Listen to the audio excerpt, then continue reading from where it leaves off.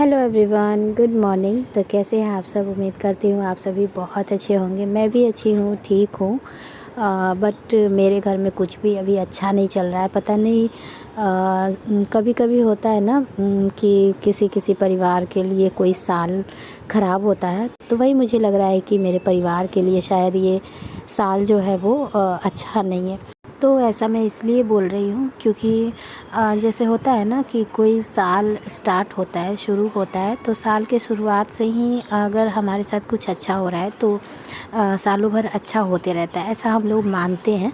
और साल के शुरुआत में ही कुछ बुरा हो जाता है तो सालों भर बुरा ही होता रहता है, ऐसा होता है। तो फ़िलहाल मैं 10 साल से अपने ससुराल में रह रही हूँ। तो यहाँ पे तो एक मेरे ससुर जी गुज़रे थे जो कि 2016 में, और उसके बाद 2018 में एक मेरी चचेरी सास गुज़र गई थी। और इस साल तो मतलब 2 महीने के अंदर एक मेरे देवर जी थे जो होली के पहले गुज़र गए, और एक मेरे जेठ जी जो अभी 4-5 दिन पहले गुज़र गए हैं। तो जब बड़ा फैमिली होता है ना तो ये आना जाना तो लगा ही रहता है। मतलब हर साल कितनी सारी शादियां भी होती है मेरे परिवार में, कितने सारे बच्चे भी होते हैं, तो वो तो खुशी होता है तो अच्छा लगता है। लेकिन जब कोई जाता है तो ये बिल्कुल भी अच्छा नहीं लगता है। तो वही है, अभी हम लोगों का ऐसा ही कुछ दिन चल रहा है। और ये सब जब होता है ना तो पूरा मतलब ले दे के पूरा 15 दिन हम लोगों का बहुत बुरा हाल रहता है। हर चीज़ में बहुत सारा विधि विधान होता है जो कि मुझे बहुत कुछ तो नहीं पता है, लेकिन जितना कुछ पता है हल्का फुल्का कुछ जो कुछ मेरे काम का चीज़ है वो सब मैं इधर उधर से पूछ लेती हूँ, जानकारी ले लेती हूँ कि क्या होना चाहिए। तो खाना बनाने में भी बहुत सारा विधि विधान होता है। ये सब जैसे कि हम छौंक नहीं लगा सकते हैं, सब्ज़ी भुजिया को जो हम छौंकते हैं तेल डालकर, तो उस तरह से हम नहीं बना सकते हैं। चूल्हा के ऊपर हम हल्दी नहीं डाल सकते, चूल्हा जलाकर, और जैसे सब्ज़ी भुजिया में हल्दी डालते हैं तो वो सब नहीं कर सकते। रोटी नहीं बना सकते हैं। और डेली का जो काम होता है जैसे कि सिंदूर नहीं लगाना रहता है 7-8 दिन तक, फिर हम तेल नहीं लगा सकते हैं, शैम्पू नहीं कर सकते हैं। इस गर्मी में बहुत सारा चीज़ होता है, जितना मुझे याद था उतना मैं बता दी हूँ। और भी बहुत सारा चीज़ होता है जो कि ये सब फॉलो करना पड़ता है 12-13 दिन तक। तो इस गर्मी में बहुत ही ज़्यादा मुश्किल हो जाता है कि शैम्पू नहीं करना है। ये सब मतलब कुछ कुछ चीज़ें जो है, जैसे कि मैं सिंदूर दिन भर में मुझे लगता है कि मैं 4-5 बार सिंदूर लगा ही लेती हूँ, क्योंकि मैं आगे की तरफ से सिंदूर लगाती हूँ ऊपर से। तो गर्मी इतना ज़्यादा है ना कि मुँह धोने से वो धुल जाता है, तो फिर मुझे लगाना पड़ता है। और एक चीज़ हम लोग में है कि हम लोग जितनी बार बाल में कंघी करते हैं उतनी बार हम लोगों को सिंदूर लगाना ही होता है। तो वीडियो बनाने के चक्कर में, या फिर कहीं जाना है, कहीं आना है, या फिर नहाने के बाद मैं कंघी करती हूँ तो फिर सिंदूर लगाती हूँ। फिर बच्चों को स्कूल से लाने के टाइम अगर कंघी कर ली तो फिर उस टाइम सिंदूर लगाती हूँ। ऐसे करते करते मैं दिन भर में 4-5 बार सिंदूर लगा ही लेती हूँ। वैसे तो बहुत सारी लड़कियां होती हैं जो सिंदूर को वैल्यू नहीं देती हैं, लेकिन यहाँ पे मैंने ऐसा कभी नहीं देखा है जो शादीशुदा लड़की है और सिंदूर नहीं लगाई है। चाहे हमारा पहनावा पोशाक जैसा भी हो, बट अगर हम शादीशुदा हैं तो हमारे मांग में सिंदूर रहता ही रहता है। तो मैं तो ना कोई विदेश में रहती हूँ, ना कोई मॉडल हूँ, ना कोई हीरोइन हूँ जो मैं सिंदूर ना लगाऊँ। मैं एक सिंपल सी साधारण सी इंडियन हाउसवाइफ हूँ। तो मेरे लिए तो सिंदूर लगाना बहुत ज़्यादा इम्पॉर्टेंट है, और इस टाइम में सिंदूर नहीं लगाना है जिसकी वजह से मेरा चेहरा बिल्कुल भी देखने लायक नहीं लग रहा था।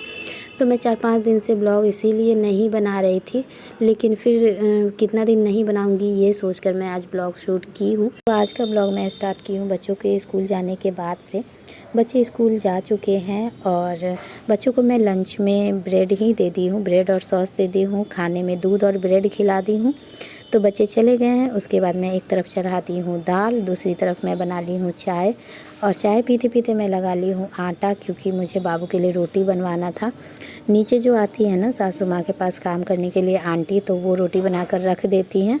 तो मैं दिन भर चला देती हूँ, क्योंकि बच्चों के मामले में मैं कोई भी कॉम्प्रोमाइज़ नहीं करती हूँ। और ये कोई 1 दिन 2 दिन का तो है नहीं कि मैं काम चला दूँगी, पूरा 7-8 दिन के बाद रोटी बनता है। बाबू मेरा सिर्फ रोटी खाता है, और मैं ऐसा नहीं करूँगी तो वो भूखा ही रह जाएगा। तो इस वजह से मैं रोटी बनवा लेती हूँ आंटी से। तो यहाँ पे मैं आ गई हूँ नहाने धोने के बाद, चाय और ब्रेड नाश्ता कर रही हूँ। Hello everyone, good morning. तो कैसे हैं आप सब? उम्मीद करती हूँ आप सभी बहुत अच्छे होंगे। और अभी सुबह का 8:30 बज रहा है। मेरा नहाना धोना नाश्ता पानी सब कुछ हो गया है और दाल भी बन गया है। बस सब्ज़ी बनाना है और चावल बनाना है।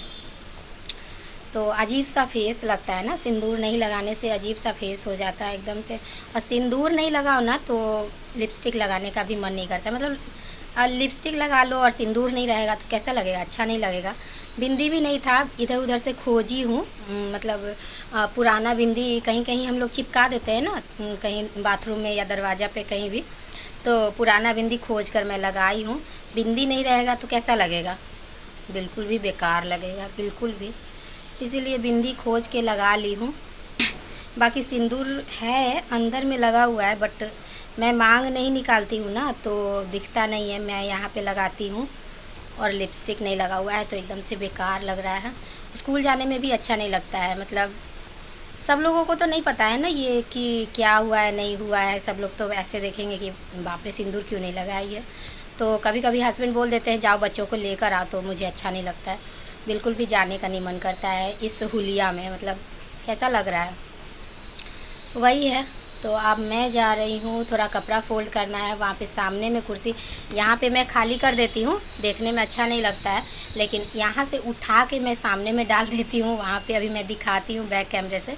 एकदम से पूरा भरा भरा, कितना भी कोशिश करती हूँ ना, मतलब एक कपड़ा फोल्ड करती हूँ तब तक दूसरा सूख जाता है, दूसरा सूख जाता है तब तक गंदा हो जाता है, गंदा हो जाता है फिर उसको धोती हूँ तब तक ऐसे करते करते हो जाता है कपड़ा। मतलब एकदम क्लीन रहे मेरा घर, ऐसा कभी होता ही नहीं है, कभी हुआ ही नहीं है। मतलब एक भी कपड़ा चारों तरफ दिखाई नहीं दे, ऐसा नहीं हुआ है।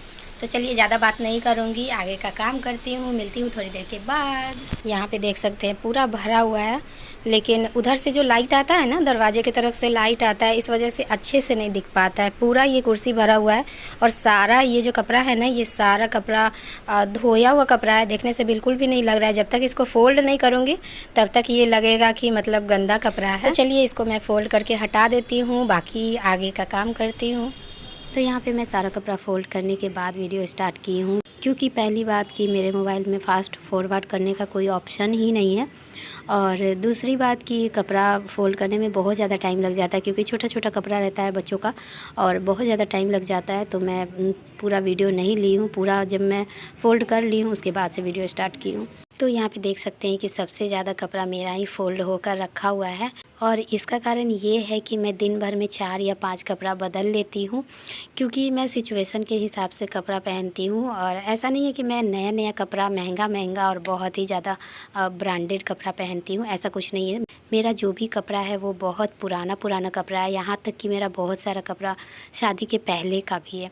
तो मेरा ज़्यादा कपड़ा होने का ये कारण है कि एक बार मैं कोई भी कपड़ा को बॉडी में लगा लेती हूँ ना, तो उसको मैं धोकर ही अलमारी में रखती हूँ, जिस वजह से मेरा कपड़ा बहुत ज़्यादा हो जाता है। और एक कारण और भी है कि जैसे कि रील्स बनाना है, वीडियो बनाना है, तो कभी कभी तो मैं घर के कपड़ों में भी बना लेती हूँ। कभी कभी ही मैं रेडी होकर और तैयार होकर रील्स या शॉर्ट्स बनाती हूँ। नहीं तो मेरा ज़्यादातर रील्स और शॉर्ट्स जो भी है ना, वो सब मेरा नॉर्मल घर के कपड़ों में ही रहता है, जो कि एकदम से घिसा पिटा कपड़ा सब है। तो इतना ही काम करने में 11 कैसे बज जाता है पता ही नहीं चलता है। और 11 बज गया था तो मैं चली गई बच्चों को स्कूल से लाने, बच्चों को स्कूल से लेकर आई।